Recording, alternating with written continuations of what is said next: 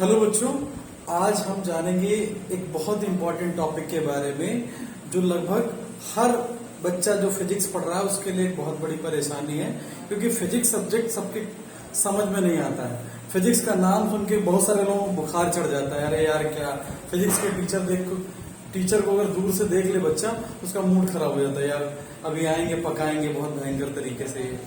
तो मैं आज आपको कुछ बुलेट पॉइंट्स बताऊंगा कि अगर आप उस पर्टिकुलर सब्जेक्ट में यानी फिजिक्स में इन पॉइंट्स को अप्लाई करें, इन मेथड्स को अप्लाई करें, तो ये सब्जेक्ट आपके लिए बहुत आसान हो जाएगा और बहुत अच्छा स्कोर आप कर पाएंगे।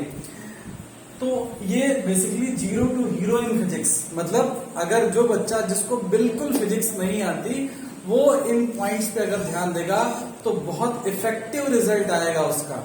तो शुरू करते हैं इस वीडियो को। तो पहला पॉइंट क्या है, स्टडी एवरीडे। हम में से हर एक बच्चा होता क्या है, बच्चों का अच्छा चलो आज मूड है, आज हम लोग बायो पढ़ लेते हैं, तो बायो पढ़ लिया उस दिन 2-3 घंटे आराम से बायो पढ़ी, फिर ना इंग्लिश पढ़ी, ना फिजिक्स पढ़ी, ना मैथ्स पढ़ी, बाकी अदर सब्जेक्ट भी छोड़ दिए। ठीक है, ये आदत बिल्कुल गलत है, क्योंकि अगर आपकी स्टडी में डिसिप्लिन नहीं है तो कहीं ना कहीं आपको एक्सपेक्टेड रिजल्ट नहीं मिलेगा।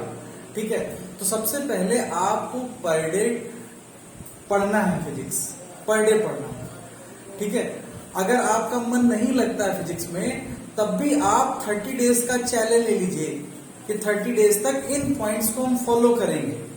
ठीक है, 30 डेज का चैलेंज लीजिए अपने आप से कि हम 30 डेज तक इन पॉइंट्स को फॉलो करेंगे। तो आपको हर दिन पढ़ना फिजिक्स, आधे घंटे पढ़िए, आधे घंटे से स्टार्ट करिए। ठीक है, बहुत बोरियत लगती पढ़ने में तो आधे घंटे से स्टार्ट करिए। ठीक है, दूसरा आपको टेक्स्ट बुक पढ़नी है, भले ही न्यूटन क्यों ना आपको पढ़ा रहे हैं।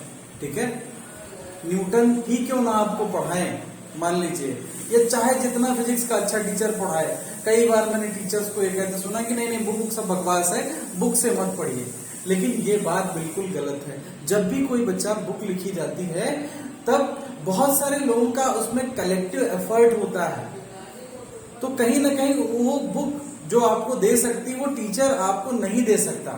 तो हम लोग टीचर की बात मान लेते हैं कि नहीं टीचर कह रहा है, तो हम लोग अपनी टेक्स्ट बुक नहीं पढ़ते जो स्कूल में चलती है, व्हाटएवर एनसीईआरटी चलती, कहीं पर आरडी शर्मा मैथ में चल रही है। हम लोग सोचते हैं जो टीचर पढ़ा रहा है ठीक, और जो टीचर बोल रहा है यही दुनिया का अंतिम सत्य है। ठीक है, तो ये नहीं करना, आपको टेक्स्ट बुक पढ़ना है। ठीक है, आप 3 पेज पढ़िए, 4 पेज पढ़िए, ठीक है, लेकिन कैसे पढ़ना है।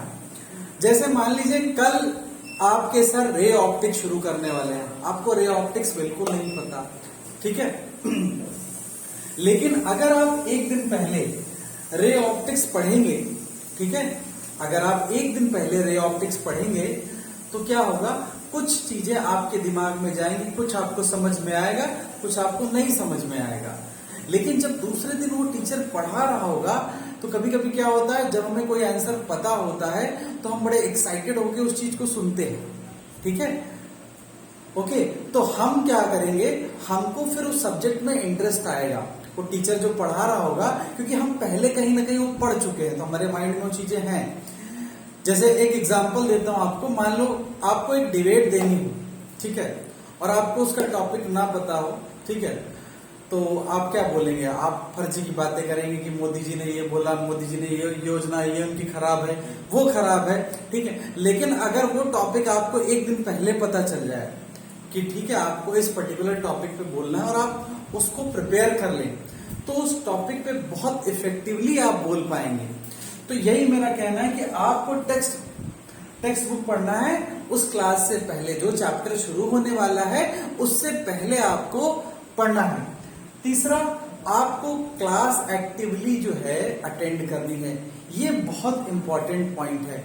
लोग क्लास में जो टीचर पढ़ाता है ना उसको बहुत ज्यादा हल्के में लेते हैं, अरे ठीक है स्कूल में सर इनका काम तो पढ़ाना, ये तो पकाने आते हैं, बकवास करने आते हैं, अभी 45 मिनट बाद बकवास करके चले जाएंगे।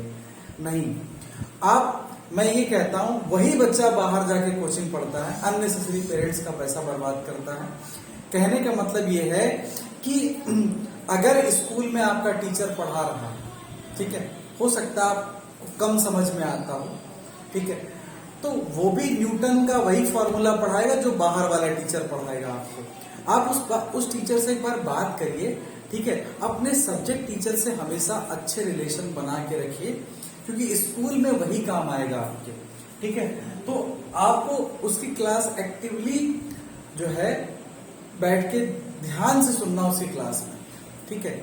अगर टीचर 3 टॉपिक कराता है, अगर टीचर 3 टॉपिक कराता है, आपको डेरिवेशन 3 कराता है, तो 3 डेरिवेशन आप उस दिन जाके रिवाइज जरूर करिए, ठीक है। क्योंकि माइंड में, हमारे सबकॉन्शियस माइंड में प्रैक्टिस का बहुत बड़ा इफेक्ट है। जितना ज्यादा हम प्रैक्टिस करेंगे, बार बार चीजें रिवाइज करेंगे, वो इफेक्टिवली हम कर पाएंगे फिर एग्जाम के टाइम पे। तो हमें क्या करना है, क्लास में बहुत एक्टिव होकर बैठना और क्लास में जो भी पढ़ाया जा रहा है उस पर बहुत अच्छे से ध्यान देना है। मैं इस बात में ये बिल्कुल नहीं कह रहा हूं कि आप बाहर ना पढ़ें, आप किसी से पढ़ें, लेकिन क्लास की स्टडी को आप हल्के में ना लें। कई बार ये भी देखा गया है कि मान लो क्लास में आपके ऑप्टिक्स चल रहा है, अब बाहर आप कोचिंग पढ़ रहे हो, वहां टीचर आपको सेमीकंडक्टर पढ़ा रहा है, सडनली आपका टेस्ट होता है क्लास में, तो क्लास टेस्ट में अब आप उधर आधा दिमाग तो आपका ऑप्टिक्स में है और आधा सेमीकंडक्टर में है, तो ना तो आप उधर के रहे ना आप इधर के रहे, आप बीच में लटक गए। तो कहने का मतलब ये है कि क्लास में जो टीचर आपके पढ़ा रहा है उसको बहुत इफेक्टिवली सुनना है आपको। और एक बहुत बड़ी प्रॉब्लम है फिजिक्स में न्यूमेरिकल की। मैं अक्सर ये बात बोलता हूं कि हर एक चैप्टर में पीछे सॉल्व एग्जाम्पल होते हैं न्यूमेरिकल के। आप चैप्टर खत्म होने के बाद उन एग्जाम्पल को सॉल्व जरूर करिए, उनमें फॉर्मूले होते हैं, मैक्सिमम वही एग्जाम्पल आपको मिलेंगे, उन्हीं एग्जाम्पल्स पे आपको क्वेश्चन मिलेंगे, फिर आपको आसानी होगी, क्योंकि वो एग्जाम्पल और वो फॉर्मूले आप पहले से पढ़ चुके। मेरा ये मानना है कि अगर आप सारे एग्जाम्पल ईमानदारी से सॉल्व करते हैं तो आप एक्सरसाइज के 60 से 70% क्वेश्चन आराम से सॉल्व कर लेंगे, ठीक है। और एक चीज और, न्यूमेरिकल में फॉर्मूले जो है वो पिलर है, ठीक है। जैसे कोई इमारत बनती ना तो पिलर पे बनती है, अगर पिलर हटा दिए जाए तो वो इमारत गिर जाएगी।